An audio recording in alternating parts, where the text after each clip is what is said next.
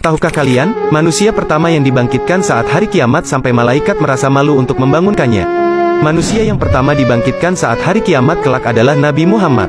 Dalam sebuah kitab Daqaiqul Akhbar dikisahkan, setelah hari kiamat tiba, Allah akan membangkitkan 4 malaikat untuk menjemput Rasulullah. 4 malaikat tersebut adalah Jibril, Israfil, Mikail, dan Israil. Setelah itu, Allah membangkitkan malaikat Ridwan, kemudian memerintahkan menghiasi surga untuk Rasulullah dan umatnya. Allah kemudian membangkitkan Buraq, yang merupakan makhluk dari golongan hewan untuk pertama dibangkitkan. Buraq sendiri diketahui merupakan tunggangan Rasulullah dalam peristiwa Isra Miraj.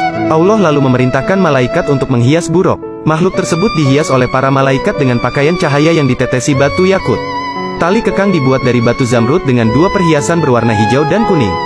Buraq bersama 4 malaikat kemudian menjemput Rasulullah dan membangkitkan dari alam kubur. Para malaikat menuju bumi yang telah tak tersisa. Malaikat sempat kesulitan mencari makam Rasulullah. Namun tak lama, cahaya muncul dari makam Rasulullah.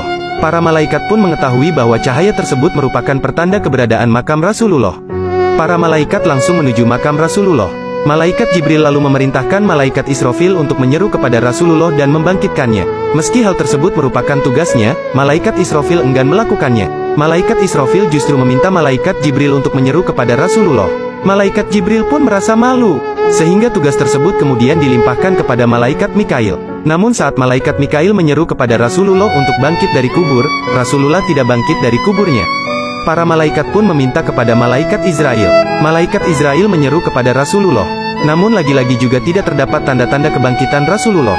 Malaikat Israfil kemudian mencoba menyerunya, tapi juga tidak berhasil. Kemudian malaikat Israil menyerunya dengan berbeda. Wahai ruh yang baik, berdirilah untuk memutuskan hari keputusan, hari diperhitungkan amal perbuatan, dan hari ditampakkannya amal perbuatan kepada Zat yang Maha Pengasih. Setelah itu, Rasulullah bangkit dari kuburnya. Malaikat Jibril kemudian mendatangi Rasulullah dengan membawa 2 perhiasan serta Buraq dan menyampaikan hari kiamat telah tiba. Mengetahui hal tersebut, Rasulullah gelisah dan menanyakan umatnya. Israfil kemudian menjawab pertanyaan Rasulullah. Demi kemuliaan Tuhanku, wahai Nabi Muhammad, aku masih belum meniup sangkakala kebangkitan sebelum kebangkitanmu. Mendengar hal tersebut, Rasulullah merasa lega. Sebab, Rasulullah khawatir jika umatnya telah dimasukkan terlebih dahulu ke neraka.